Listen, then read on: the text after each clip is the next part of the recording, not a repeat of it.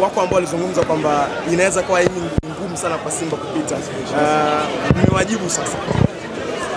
Haya, ngoja nikwambie kwanza. Hili swali unalirudia tena. Simba haiko kwenye kushindana na mtu yoyote wa hapa ndani.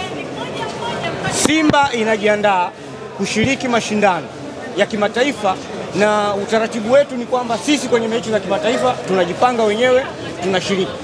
Wale ambao wanaona kwamba wanaweza wakashiriki, wanaweza wakafanya fitna, wanaweza wakafanya hila, huwa tunamwachia Mungu, lakini tunashukuru Mungu tumefanikiwa.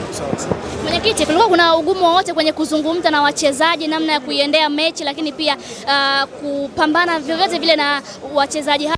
Tunajua kariba ya Waarabu wao ni kupoteza. Nini maana ya kusema kwamba kuna ugumu wa kuongea na wachezaji?